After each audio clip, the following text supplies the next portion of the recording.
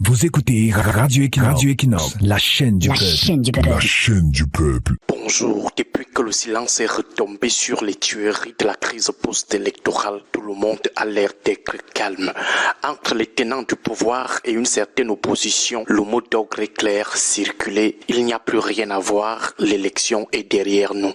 Mais peut-on sérieusement demander à des familles d'oublier leurs morts abattus dans la violence sans que la lumière ne soit faite, sans que les coupables ne soient épinglés, sans que les réparations dues ne soient versées? C'est faux. On ne décrète pas l'oubli sur des tombes encore fraîches. Dans un pays qui se veut sérieux, la parole d'un ministre, fût-il celui de l'administration territoriale, ne saurait tenir lieu de vérité absolue. Venir gronder le président de l'Ordre national des avocats devant les caméras pour imposer un bilan de 10-16 morts, présentés arbitrairement comme des assaillants ou des victimes de bousculades non localisées, est une insulte à l'intelligence collective. Le constat est là, les chiffres s'entrechoquent et la confusion règne. Le gouvernement a ses chiffres, les journalistes d'investigation les leurs, les ONG internationales parlent d'une quarantaine de morts et l'opposition en dénombre une cinquantaine. Dès lors, il n'appartient donc pas à la partie qui a ordonné la répression, à savoir le gouvernement, d'être son propre juge et d'imposer son récit à l'opinion. On ne peut pas imposer comme ça des chiffres querellables, des chiffres complètement erronés à l'opinion, et cette opinion se calme. Comment accepter sans rechigner l'annonce de 1985 interpellations, dont 615 libérations et 903 personnes encore en cellule? Le calcul est pourtant simple. Le compte n'y est pas. Où sont passées les 407 personnes manquantes? Puisque le ministre de l'administration territoriale avait parlé de 1985 interpellations. Alors, si on fait 615 libérations plus 963 personnes encore en cellule, il manque 407 personnes. Où sont passées ces personnes? Elles ne sont ni libres ni officiellement écrouées et personne ne cherche à savoir où sont passées ces 407 personnes. Et on vous dit, l'élection est derrière nous. Dans un État responsable, on ne fait pas disparaître des centaines de citoyens dans les interstices d'un discours télévisé.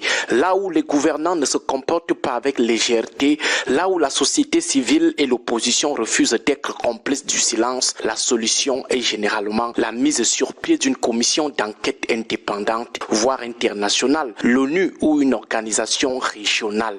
Il est impératif de savoir combien de personnes sont exactement mortes lors de la crise post-électorale au Cameroun, dans quelles circonstances précises ont-elles perdu la vie, qui a pressé la détente dans les cas d'exécution, qui a tué, quelles sanctions seront prises et quels dédommagements seront alloués aux familles.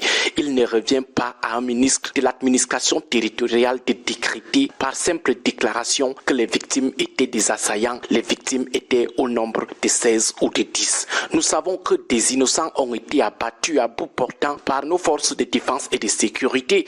Nous avons des éléments, nous avons documenté quelques cas. Alors seule une enquête neutre et documentée s'appuyant sur les noms, des témoignages, des faits peut établir la vérité. Plusieurs pays africains confrontés à l'horreur des violences post-électorales ont compris qu'un simple communiqué d'un ministre ne saurait refermer les plaies d'un peuple. Au Kenya par exemple, suite aux tragiques événements de 2007 et de 2008 qui avaient fait des morts, les autorités n'ont pas cherché à imposer un silence de plomb. Elles ont au contraire accepté la mise sur pied de la commission Ouaki, une structure indépendante qui a eu le courage d'enquêter sur les défaillances de la police et les responsabilités au plus haut niveau de l'État.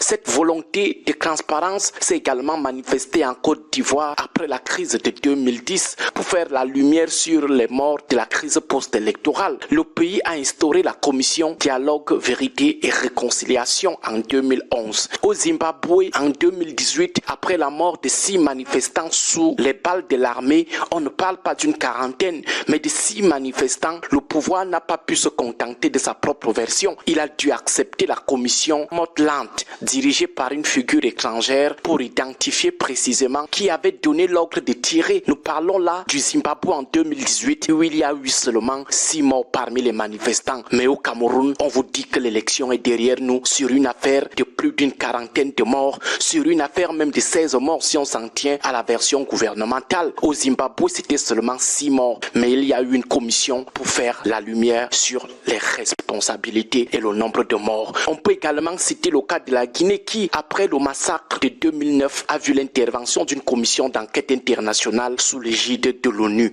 Cette commission a permis de balayer les bilans officiels minimisés pour rétablir la réalité des faits et des noms. Ces exemples prouvent qu'ailleurs en Afrique, là où les gouvernants ne traitent pas la vie humaine avec légèreté, là où les opposants sont déterminés, focus sur ce qui semble essentiel, la commission indépendante est l'outil indispensable pour contrecarrer les chiffres querellables, les chiffres douteux. Elle est le seul rempart contre l'impunité. Elle s'assure que chaque mort est compté, que chaque famille est dédommagée et que plus aucun ministre ne puisse, d'un ton autoritaire et arrogant à la télé, transformer des victimes innocentes en assaillants anonymes. Bonne journée à vous tous. Que l'Éternel et nos ancêtres protègent notre nation. Radio Equinox 93 FM, la chaîne du peuple. 93 FM, la chaîne du peuple. La chaîne du peuple.